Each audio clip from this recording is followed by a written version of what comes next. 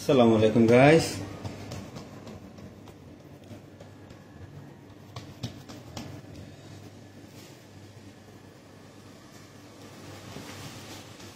আমরা যারা প্রবাসী আছি সবার প্রবাসীর দৃষ্টি আকর্ষণ করে একটা কথা বলতে চাই।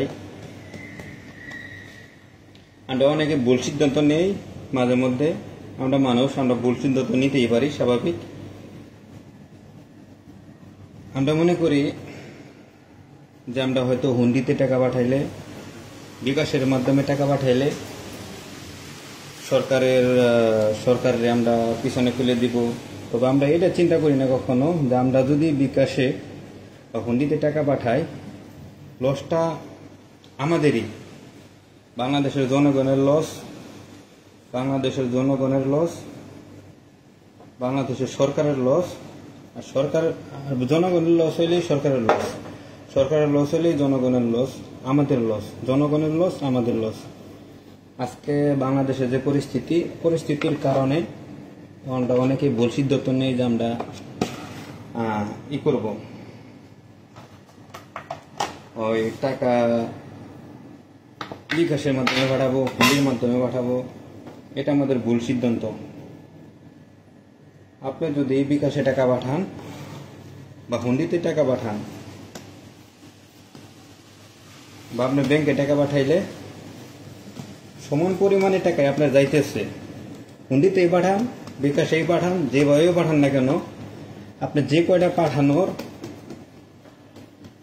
ওই কয় টাকায়। এমন তো না যে বিকাশে টাকা পাঠাইলে আপনার 1 টাকায় মনে করেন যে, যেমন আমি মালয়েশিয়াতে আসছি, আপনার 1 টাকায় মনে করেন 50 রিঙ্গিত দিয়ে দিবে, 50 টাকা দিয়ে দিবে না, 1 রিঙ্গিতে 50 রিঙ্গিত দিয়ে দিবে না।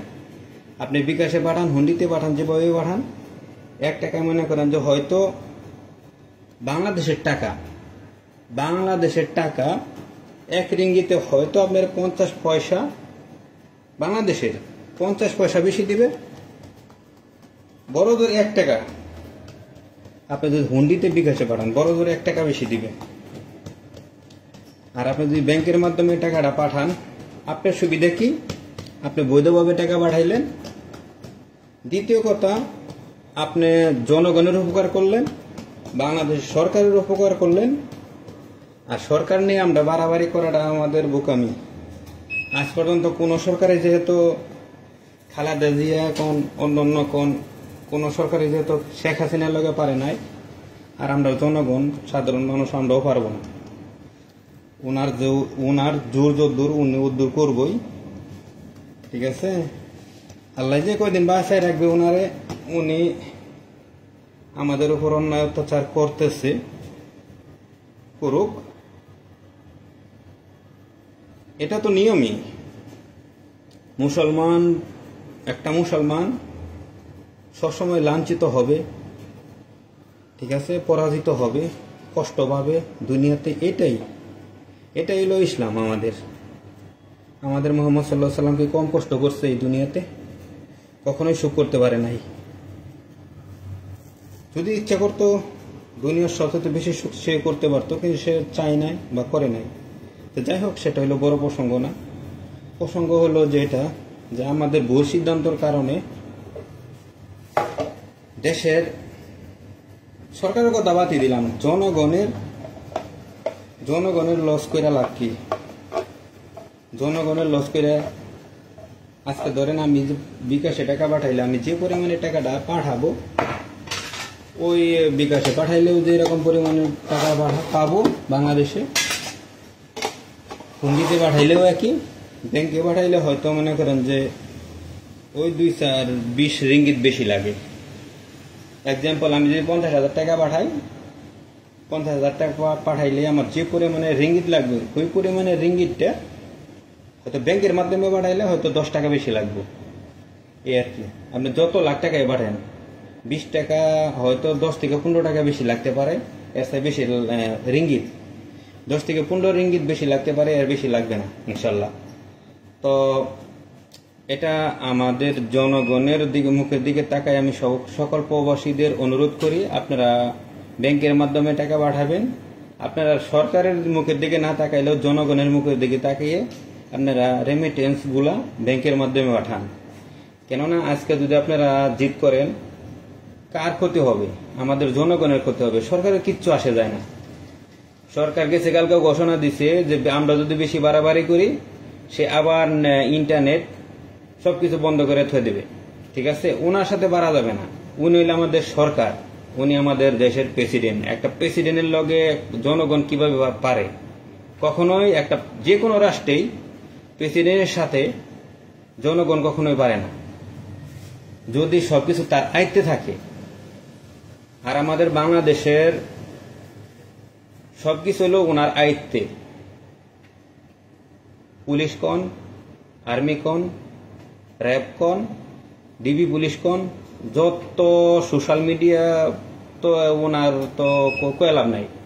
বাংলাদেশে মনে করেন যে যা আছে সবই হলো মনে করেন যে ওই সরকারের। পাবলিকরা কখনোই ওনার উপর দিয়ে কোনো কিছু করতে পারবে না। তো আমার সকল প্রবাসীদের ভাইদের কাছে অনুরোধ, আপনারা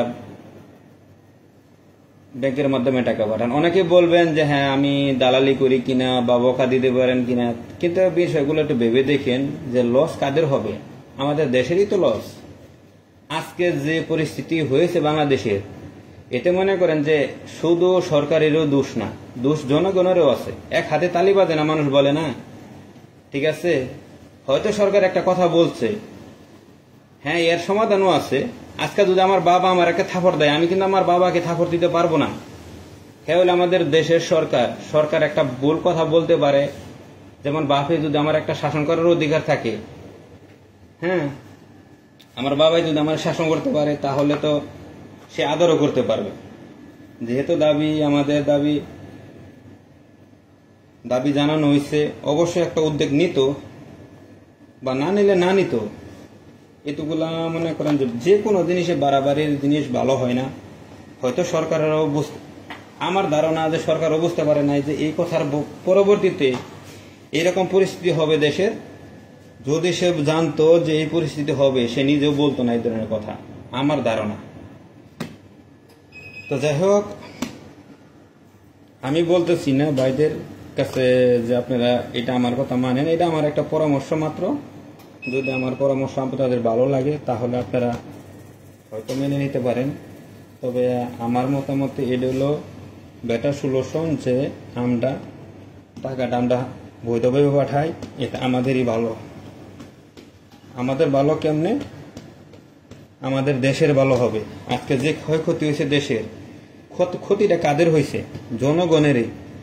আজকে যে মনে করেন যে ভাঙচুর, অত গ্যাঞ্জাম, সরকারের জায়গায়, সরকারের ঘরেই থাকবে, সরকারের জায়গায় থাকবে। মাঝখান থেকে জনগণের অসুবিধা, জনগণের এই যে রাস্তাঘাটে চলাফেরা, এই যে রেল লাইন, মেট্রো রেল, কত ভাঙচুর, এগুলা অসুবিধা কাদের? জনগণের অসুবিধা। তো আমাদের নিজেদের অসুবিধা। সরকারের কোনো সমস্যা নাই, সরকারের কোনো অসুবিধা নাই। তো আমরা যদি বেশি বাড়াবাড়ি করি, আবার নেট বন্ধ করে দিয়া, সেটা হলো বড় বিষয় না। যে নেট বন্ধ করে দিলে তো সরকারেরই তো লস। হয়তো বলছে উনি হয়তো নেট বন্ধ করবে না, আশা করা যায়। তো বিষয়গুলো ভেবে দেখতে পারেন প্রবাসী ভাইয়েরা। সবার কাছে আমার অনুরোধ, বিষয়টা বিবেচনা করবেন আপনারা আর কি।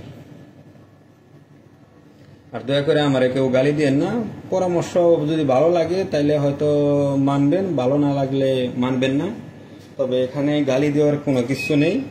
কেউ মেসেজে গালাগালি দেন না, ঠিক আছে? বকাবাজ্য করেন না।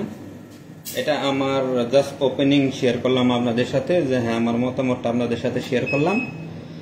তো ভালো থাকেন সবাই, কাজে আছি। আল্লাহ হাফিজ, আসসালামু আলাইকুম।